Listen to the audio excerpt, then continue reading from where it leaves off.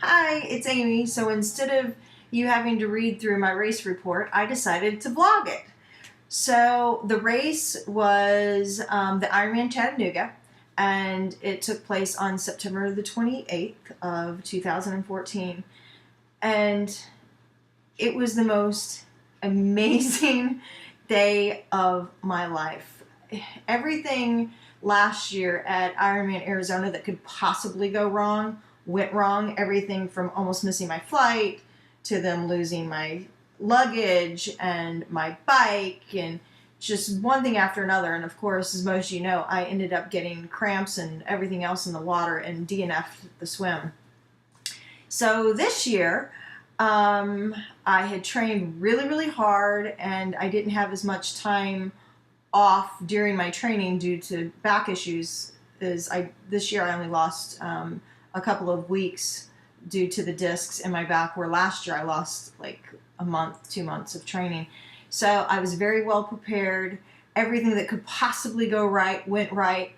The swim was amazing. For the first time ever, I felt like I did when I'm swimming in the pool. Everything was clicking. That's the first time that's ever happened for me in open water swim. Now you gotta remember, just 4 or 5 years ago, I didn't know how to swim, and I'd hyperventilate when I'd go to put my face in the water. So the fact that A, I'm able to swim that far is a huge deal, and B, the fact that I was able to actually stay in that cadence of swimming without stopping every couple of strokes and not feeling panicked, and I was okay with not being able to see. It was just clicking. Now everybody had super fast times, so mine wasn't as fast as a lot of people's, but I still did the swim in an hour and 13 minutes versus DNFing last year.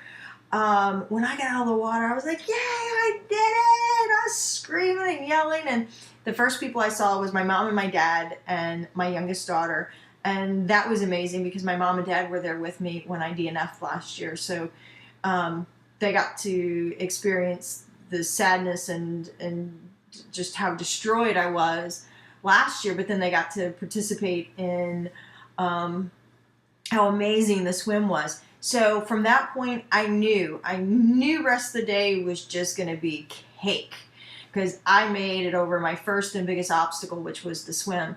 So the bike was amazing. Now, I have not been able, the longest ride that I've done up until the race was like 70 something miles, because I've got a bulging disc in C4-5 and one down in L4-5. So I hadn't been able to do like super long rides and centuries like I did the year before and like all of my other teammates had done. So being able to get through that 116-mile bike ride was, oh my God, it was, again, a huge, huge win. I wasn't super fast, but I found a pace that I knew that I could keep all day long. I felt like, man, I could just ride all day long at this pace. I only got off the bike twice, once on the first laps, I'm not really sure where at what mile marker, but to use the restroom, and then the same thing towards the end of the second lap. And I never got a lactic acid buildup. I never got winded. It was just, everything was clicking. It was clicking. It was clicking. And when I hit the mile 100, I was like, yay, we're doing this. I knew I was going to make it onto the run. Now, the last 16 miles, 10 to 16 miles of the bike, I had to slow way down because I got stuck in that pouring rain. And heading back in towards transition on Highway 193, I was having to ride through some, standing water, cars whizzing by. So I thought, you know what, better safe than sorry. I'm gonna pull it back and make sure that I make it safely to transition. So I made it back into transition before the cutoff, and I was soaked and I was freezing, and thank you to all the volunteers that were in the tent to help me strip everything off. And then that's where the amazing part of this event comes in. I got my boot camp pain Swiftwick socks on. I laced up my combat boots and got my pack on with all the men and women that Sorry about the phone ringing. With all the men and women, all the fallen heroes that were on my pack. And I took off jogging out of transition, and I was like, my legs feel good. Holy crap. Now that first big hill, after we kind of went through down by the river again, you know, I thought, okay, I'm going to walk because I'm walking faster than I can run up this thing. So, you know, I jogged when I could, and I walked quite a bit just because I knew it was still going to be a long day. And I knew it was going to be close, getting finished in time. But it was so amazing because, you know, our bibs have our name on the front. And of course, I'm wearing my number on the front, so people behind me can't see my name. But so many people were like, Amy Cotta, is that you? And encouraging me as they were coming by, and spending like walking a mile or two with me, and just chatting and encouraging me. And it was so amazing. And when I hit mile 8, I saw my husband and my mom and dad, and my girlfriend Kim drove in from Nashville to see me, and that was another amazing surprise. Oh, and I forgot this earlier on. My son, who was the inspiration for all of the start of the boot running, he surprised me at the hotel. I had no idea that he took leave to be there, and I heard this at the door of my hotel room, and I'm like, you know, and they're like, housekeeping, and I'm like, what the? I've got the do not disturb sign on, so I was a little ticked, and I opened up the door, and oh my God, he was standing there but my son. So, like I said, everything that could possibly go right did, and it started with that.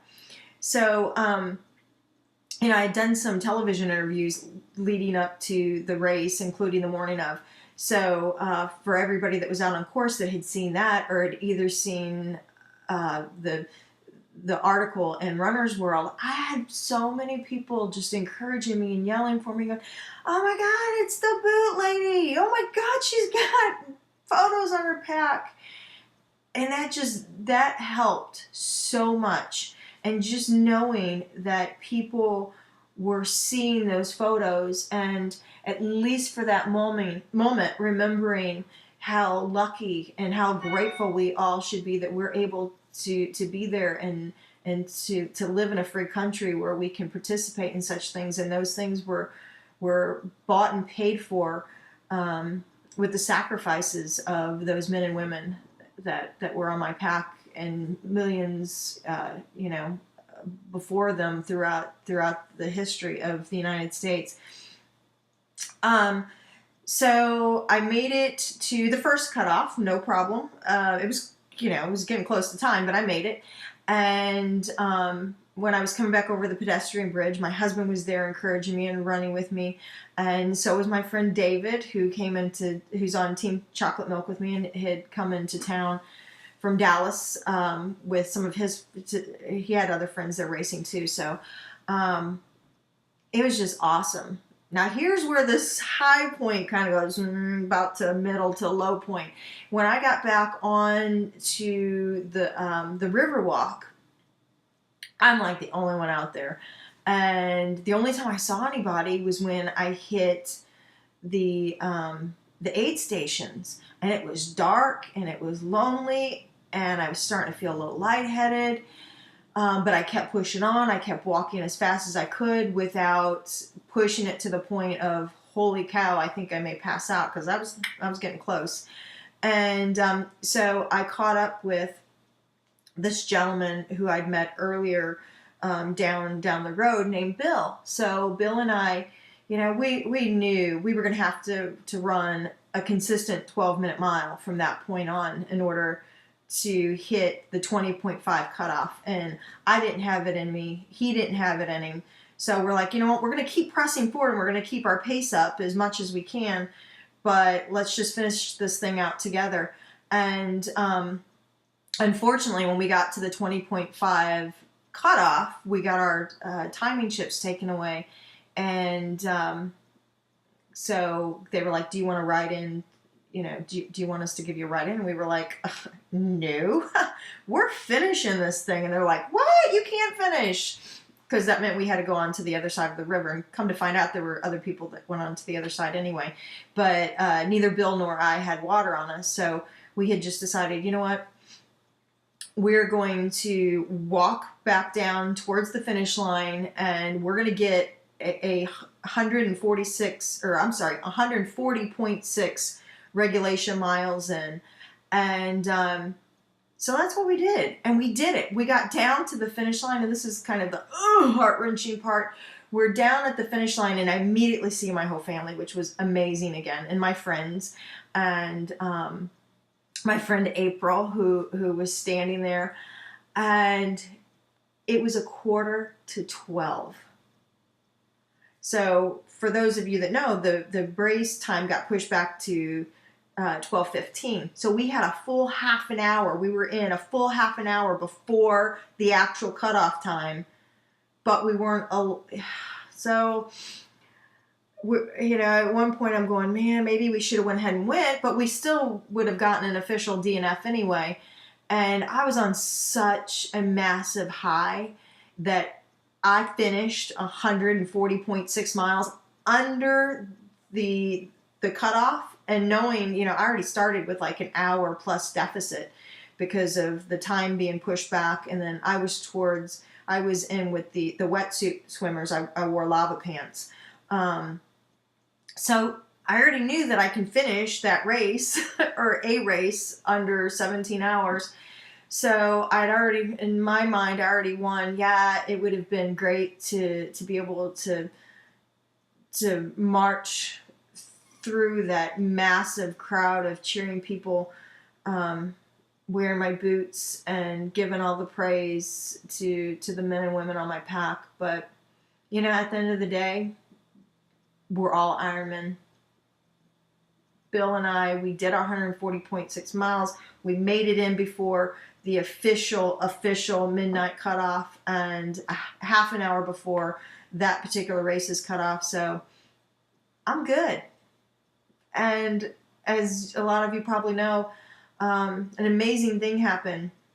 So Ironman had given me a finisher's medal for one of the guys on my pack. His mother told me that it was his goal to someday do an Ironman. Well, of course, he never got the chance because he was killed in action in Afghanistan before he was ever able to do that. So Ironman gave me a finisher's medal for his mom. And then another friend of mine, her brother is on my pack. And I thought, I would really love to send her a finisher's medal, knowing that someday I wanted to send all the families finisher's medals. But I thought, it's going to take years to get enough for everybody. But I put out a call on Facebook and just said, hey, I if anybody feels it in their heart to donate the finisher's medal to my friend in honor of her brother, please let me know. Well, the floodgates opened, and I was getting one right after another saying, you can have my medal. I would be more than happy to honor them in that way and to give it to their families. So between the athletes and the race director sending me medals, I have enough medals for all 21 on my pack. And not only that, but I have a few left over that I'm able to send to the teammates' families of those that are on my pack. There's a big group of men and women from Oklahoma who all perished in Afghanistan, and 14 of those are on my pack. So I'm going to be sending finisher medals to one of the mothers who's then going to give it to some of the other soldiers who are not on the pack. So I just, the fact that you guys so selflessly donated your medals is so amazing. And just the support that I got is so amazing. and I'm just so grateful. You know, Ironman is not easy for me. I know it's not easy for anybody, but I'm not a gifted athlete. Most of these disciplines are new to me, and then to do it in combat boots and with the weighted pack, you know, it's just kind of one more thing. And I never back down to a challenge. But man, I tell you what, your support just lifted me up in ways that I don't have words to express it. So thank you. I will be seeing you all out on the courses throughout the year in 2015.